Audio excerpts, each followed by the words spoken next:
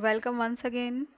आज के मेरे इस वीडियो का टॉपिक है मैकेनिज्म ऑफ ट्रांसलोकेशन, स्थानांतरण की क्रियाविधि। स्थानांतरण की क्रियाविधि समझाने के लिए यानी कि फ्लोएम द्वारा जितने भी कार्बनिक पदार्थ हैं उनके अभिगमन या ट्रांसलोकेशन को समझाने के लिए 6 प्रकार की थियोरीज या हाइपोथेसिस प्रस्तुत किए गए,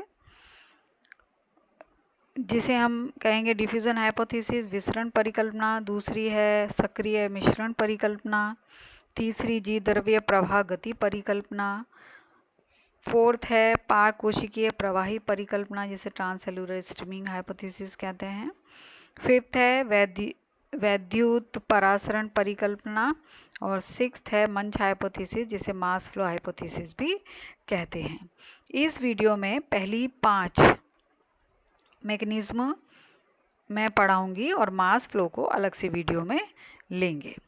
सबसे पहली परिकल्पना जो है वो है डिफ्यूजन हाइपोथेसिस, विसरण परिकल्पना। जैसा कि इसका नाम बता रहा है कि पदार्थों का डिफ्यूजन होता है, विसरण होता है from its higher concentration to lower concentration.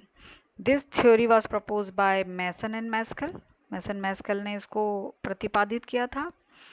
और ये थ्योरी ये कहती है कि ऑर्गेनिक सॉल्यूट्स जो होते हैं वो एक जगह से दूसरी जगह पर प्लांट्स के सिंपल डिफ्यूज़न के द्वारा जाते हैं, लिविंग सेल्स के अंदर सिंपल डिफ्यूजन के द्वारा जाते हैं। जैसा कि मैंने पहले बार इससे पहले वीडियो में आपको कल बताया था कि सोर्स से सिंक की तरफ फूड मटेरियल का ट्रांसलोकेशन होता है और वो फ्लोएम के माध्यम से होता है। तो फ्लोएम, हम जितने भी अभी मैकेनिज्म की बात कर रहे हैं, हम उन मैकेनिज्म की बात कर रहे हैं जो फ्लोएम में हो रहा है। ठीक है, सोर्स से सिंक की तरफ फ्लोएम के द्वारा जो ट्रांसलोकेशन हो रहा है हम उसकी बात कर रहे हैं। तो हम प्योरली फ्लोएम टिश्यूज़ की बात कर रहे हैं। ठीक है, तो फ्लोएम में जब सोर्स से लोडिंग हो जाती है तो कॉन्सेंट्रेशन ग्रेडियंट वहाँ ज़्यादा होता है और वो जहाँ आवश्यकता होती है उस फूड मटेरियल की वहाँ उसको डिफ्यूज़ कर दिया जाता है, क्योंकि वहाँ कॉन्सेंट्रेशन कम होता है। तो जो कॉन्सेंट्रेशन ग्रेडियंट दोनों के बीच में उत्पन्न हो जाता है वो उसको ट्रांसलोकेशन का कारण बनता है। इस थियोरी को पूरी तरह से नकारा गया, बिल्कुल भी मान्यता इस थ्योरी को नहीं मिली, क्योंकि ये माना जाता है कि कार्बनिक पदार्थों का जो ट्रांसलोकेशन होता है उसकी जो एक्चुअल रेट होती है, जो वास्तविक दर होती है, वो डिफ्यूज़न रेट से हज़ारों गुना अधिक होती है। तो इससे क्या होता है, और दूसरा फ्लोएम में जितना भी जो परिवहन या ट्रांसलोकेशन है वो पूरी तरह से मेटाबॉलिक एक्टिविटी पर निर्भर करता है, जबकि डिफ्यूज़न प्योरली एक भौतिक क्रिया होती है, फिजिकल प्रोसेस होती है। तो इस तरह से इस थ्योरी को मान्यता नहीं प्राप्त हुई। दूसरी थ्योरी आई एक्टिवेटेड डिफ्यूज़न हाइपोथेसिस। एक्टिवेटेड, जब एक्टिवेट या सक्रिय या एक्टिव शब्द जुड़ जाता है, इसका मतलब कहीं ना कहीं वहाँ ऊर्जा का उपयोग होता है ना। इस थ्योरी को मैसन और फिलिस ने प्रपोज किया था। और ये थ्योरी ये कहती है, मैसन एंड फिलिस के अनुसार, कि फ्लोएम में जितने भी ऑर्गेनिक सब्सटेंसेस हैं उनका जो फ्लो होता है, जो प्रवाह होता है, चालनी नलिकाओं के जीव द्रव्य द्वारा एक्सिलरेट होता है। यानी जो भी फूड मटेरियल है, चालनी नलिकाओं का जो भी मूवमेंट में, जीव द्रव्य में जो मूवमेंट हो रहा है वो मूवमेंट उसको एक्सिलरेट कर रहा है। तो जो जीव द्रव्य जो है वहाँ पर उनको एक्टिवेशन जब उनका हो रहा है, तो इसका मतलब कहीं ना कहीं उपापचयी क्रियाओं की जो एटीपी है, जो ऊर्जा है, वो वहाँ पर उपयोग में ला रहे हैं, वो उपयोग होता है उनका। और दूसरा, जीव द्रव्य किसी प्रकार का प्रतिरोध वहाँ पर उत्पन्न नहीं करता। तो ये थ्योरी ये कहती है कि इस तरह से सरलता के साथ डिफ्यूज़न होता रहता है, तो जीव द्रव्य से वो ऊर्जा लेते रहते हैं और ये डिफ्यूज़न की क्रिया जो है वो चलती रहती है। लेकिन इस थ्योरी का भी किसी भी तरह का कोई कहेंगे प्रायोगिक प्रमाण, जैसे ना एक्सपेरिमेंटल एविडेंस जो है वो उपलब्ध नहीं है, इसलिए इस थ्योरी को भी मान्यता नहीं मिली है। तीसरी थ्योरी है प्रोटोप्लाज्मिक स्ट्रीमिंग हाइपोथेसिस, जीव द्रव्य प्रवाह गति। पूरा नाम से इसके पता चल रहा है कि जीव द्रव्य जो है वो उसका जो मूवमेंट हो रहा है उससे पदार्थों का गमन हो रहा है। सबसे पहले इस थ्योरी को प्रपोज किया ह्यूगो डी वेरेस ने 1885 में, लेकिन बाद में कर्टिस ने इस थ्योरी को डेवलप किया 1935 में। इन्होंने पूरा स्टडी किया 29 से लेकर और 35 तक उसको पूर्ण रूप से विकसित कर दिया। ये थियरी ये कहती है the screaming movement involves the circulation of protoplasm along the periphery of the sieve element। यानी जितने भी फ्लोएम के सीव एलिमेंट्स हैं, सीव तत्व हैं या सीव ट्यूब्स हैं, उनकी पेरिफेरी, जो उनकी परिधि है, सेल का जो किनारा है, उसमें प्रोटोप्लाज्म का सर्क्यूलर मूवमेंट होता है। प्रोटोप्लाज्म का सर्कुलर मूवमेंट हो रहा है और वो सर्कुलर मूवमेंट जो है वो पदार्थों के ट्रांसलोकेशन या उनके परिवहन में मदद करता है। इसको हम इस चित्र की सहायता से समझते हैं। ये चित्र बता रहा है कि यहाँ पर सीव ट्यूब्स दिखाई दे रहे हैं। ये पहली सीव ट्यूब यहाँ दिख रही है, ये दूसरी सीव ट्यूब दिख रही है और बीच में यहाँ पर इसका परफोरेटेड भाग है, क्योंकि सीव ट्यूब में छिद्र होते हैं तो यहाँ छिद्र हैं। ठीक है, ब्लू कलर जैसे यहाँ पर दिखाई दे रहा है, ये ब्लू कलर पूरा इसका साइटोप्लाज्म है और ये अपवर्ड ऊपर वाला भाग है और ये इसका नीचे वाला भाग है। अब चूंकि हम स्ट्रीमिंग की बात कर रहे हैं, साइटोप्लाज्म में गति होती है, ये स्ट्रीमिंग है। ये एरो दिख रहा है आपको, ये वाला एरो, ये एरो जो है ये स्ट्रीमिंग शो कर रहा है, यानी कि इस तरह से सर्कुलर मूवमेंट जो है वो होता रहता है। अब होता क्या है कि जो ऊपर की तरफ जो भी पदार्थ है वो जैसे ही अंदर डिफ्यूज़न के माध्यम से डिफ्यूज़ होकर अंदर आ गया, यानी सीव ट्यूब्स में आ गया, सोर्स से यहाँ पर प्रवेश कर गया, तो जैसे इसका मूवमेंट हो रहा है साइटोप्लाज्म का, तो उसके साथ वो यहाँ पहुँचता है और इन छिद्रों के द्वारा वापस डिफ्यूज़ कर दिया जाता है दूसरी सीव ट्यूब में। इस तरह से ये मूवमेंट ऊपर से नीचे की तरफ चलता रहता है। इसके विपरीत जो पदार्थ यहाँ नीचे की तरफ है, अगर ऊपर भोजन की आवश्यकता पड़ रही है तो ये भी इसी तरह डिफ्यूज़ होगा यहाँ पर, और जब स्ट्रीमिंग मूवमेंट होगा इन छिद्रों के द्वारा ये भी ऊपर की ओर धकेल दिया जाएगा। तो ये थ्योरी अपवर्ड और डाउनवर्ड दोनों प्रकार का मूवमेंट प्रदर्शित करती है। जैसे यहाँ डाउनवर्ड मूवमेंट लिखा हुआ है और ये अपवर्ड मूवमेंट, तो इस थ्योरी के द्वारा डाउनवर्ड और अपवर्ड दोनों प्रकार का मूवमेंट होता है। इसके एविडेंसेस आए सामने इस थ्योरी के। पहला एविडेंस ये था कि जितनी भी सीव सेल्स हैं उनमें उनका जो जीव द्रव्य है उसमें स्ट्रीमिंग मूवमेंट होता है, ये प्रमाणित हो चुका है। ठीक है, तो वो स्ट्रीमिंग मूवमेंट प्रूव्ड है।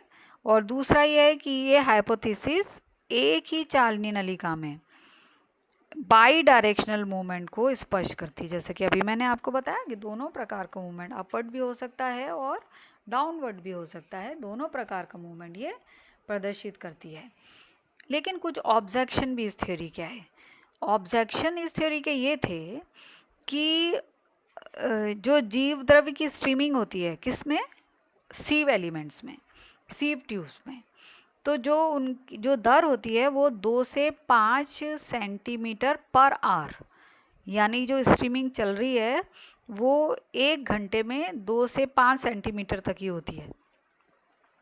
जबकि कार्बनिक पदार्थों का जो परिवहन होता है, अणुओं का जो परिवहन होता है वो 100 से 1500 सेंटीमीटर प्रति घंटा की दर से होता है। 100 से 150 सेंटीमीटर प्रति घंटा की दर से होता है। तो ये यहाँ पर खरी नहीं उतरती है थियरी। दूसरा ये कि जितनी भी मैच्योर सीव ट्यूब्स हैं उनमें बहुत ही कम मात्रा में प्रोटोप्लाज्म पाया जाता है, साइटोप्लाज्म पाया जाता है, तो वो स्ट्रीमिंग मूवमेंट अच्छे से प्रदर्शित नहीं करता है।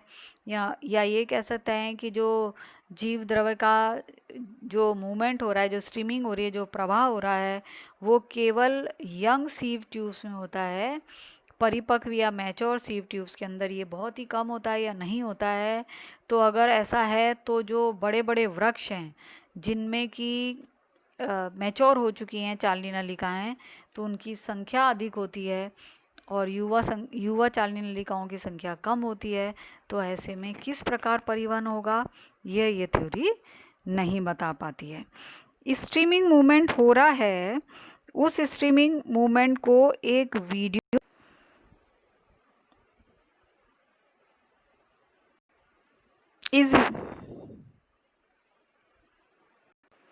इस वीडियो में आप देखिए कोशिकाओं में कितना क्लियरली सर्कुलर मूवमेंट पेरिफेरी की तरफ से क्लियर दिखाई दे रहा है। ग्रीन कलर ये क्लोरोप्लास्ट है, ये देखिए बिल्कुल पेरिफेरी से इसका ये मूवमेंट हो रहा है, तो इसको हम कह रहे हैं स्ट्रीमिंग मूवमेंट। क्योंकि ये सीव ट्यूब्स नहीं है, ये केवल सेल्स में ये मूवमेंट शो किया गया है। ठीक है, अब नेक्स्ट जो थ्योरी है वो है ट्रांससेल्युलर स्ट्रीमिंग हाइपोथेसिस। इसको हिंदी में कहेंगे पार कोशिकीय प्रवाही परिकल्पना। इसे थाने ने 1964 में प्रपोज किया था इस थ्योरी को। इस थ्योरी को हम इस चित्र के सहायता से समझ सकते हैं। थाने ने ये समझाया कि ये जो सीव ट्यूब्स होते हैं उनके साइटोप्लाज्म में कुछ प्रोटीनेशियस स्ट्रैंड्स पाए जाते हैं। प्रोटीन के बने ट्यूबुलर स्ट्रैंड्स पाए जाते हैं, कुछ गुच्छे पाए जाते हैं, जो कि एक चालनी नलिका से दूसरी चालनी नलिका में थ्रू पोर, जो इनके बीच में जो पोर होता है उस पोर के द्वारा कनेक्टेड रहते हैं। यानी कि पूरी ट्यूब्स में ही ये पूरे प्रोटोप्लाज्म में ये ट्रांससेल्युलर स्ट्रैंड्स पाए जाते हैं। ये चूंकि प्रोटीन के बने होते हैं, इन्हें प्रोटीनेशियस इसलिए कहा जाता है। अब ये थ्योरी ये कहती है कि जो कार्बनिक सब्सटेंसेस होते हैं उनका परिवहन इन स्ट्रैंड्स के इन स्ट्रैंड्स में जो पेलिस्टैटिक मूवमेंट होता है, पेलिस्टैटिक से मतलब होता है सिकुड़ना और फैलना, हिंदी में जिसे हम कहते हैं क्रमांकुंचन। तो ये फैलते और सिकुड़ते रहते हैं, तो वो फैलना और सिकुड़ना जो होता है वो उस मटेरियल को, जो भी फूड मटेरियल होता है, उसके ट्रांसलोकेशन में मदद करता है। यानी एक चालनी नलिका में प्रत्येक स्ट्रैंड की उपस्थिति के कारण दोनों दिशाओं में कार्बनिक पदार्थों के परिवहन की व्याख्या इस थ्योरी के द्वारा की जाती है। कैसे, एक थोड़ा सा इमेजिन आप कीजिए कि कोई चीज़ स्क्वीज़ होती है, अगर हम किसी चीज़ को दबाते हैं तो प्रेशर से वो उस चीज़ को निकालती है। अगर एक पिचकारी है, उसके अंदर पानी भरा हुआ है और हम उसको दबा देंगे तो वो पानी बाहर जाता है ना, और उस पिचकारी को पानी में डाल दें और उसके पिस्टन को अगर हम खींचते हैं तो वो पानी उसके अंदर जाता है। तो ये इसी तरह ये कोशिका, ये जो स्ट्रैंड हैं काम करते हैं। यानी एक सीव ट्यूब में अगर हैं तो अगर इनमें स्क्वीजिंग होती है तो ये धकेल देते हैं फूड मटेरियल को आगे की सीव ट्यूब्स में। ठीक है, और आगे की सीव ट्यूब जो होती है वो फैलती है, फिर सिकुड़ती है, फिर फैलती है, ऐसे पूरा मूवमेंट जो होता है वो एक सीव ट्यूब से दूसरी ट्यूब्स में चलता रहता है। और ये जो परिवहन है, जो ट्रांसलोकेशन है फूड पार्टिकल्स का, वो होता रहता है। इस थ्योरी को किसी ने भी मान्यता नहीं दी, इस परिकल्पना को बिल्कुल भी मान्यता प्राप्त नहीं हुई, क्योंकि ये जो स्ट्रैंड उन्होंने बताए थैने ने, इस प्रकार के प्रोटोप्लाज्मिक स्ट्रैंड सीव ट्यूब्स के अंदर इलेक्ट्रॉन माइक्रोस्कोप से देखने पर भी प्रमाणित नहीं हुए हैं। तो ये थ्योरी को किसी भी प्रकार की कोई मान्यता प्राप्त नहीं हुई। अब नेक्स्ट थ्योरी है इलेक्ट्रोऑस्मोटिक हाइपोथेसिस। ये थ्योरी फैंसन ने और स्पांसर ने मिलकर दिया। इस थ्योरी के अनुसार, जैसे कि इसका नाम बता रहा है, इस थ्योरी के अनुसार जो सीव एलिमेंट्स हैं, ये जो सीव ट्यूब्स हैं, सीव एलिमेंट्स हैं, इनके बीच में जो सीव प्लेट है वो नेगेटिवली चार्ज्ड होती है, यानी उस पर एनायंस पाए जाते हैं। और सीव एलिमेंट्स में और पास की कंपेनियन सेल में पोटेशियम आयन प्रचुर मात्रा में उपलब्ध होते हैं। ठीक है। तो अगर हम इस थ्योरी के फीचर्स स्टेप बाय स्टेप देखें, तो फर्स्ट हम बोलेंगे कि अकॉर्डिंग टू दिस थ्योरी, इस थ्योरी के अनुसार जो sieve elements are negatively charged, hence they repel negatively charged anion.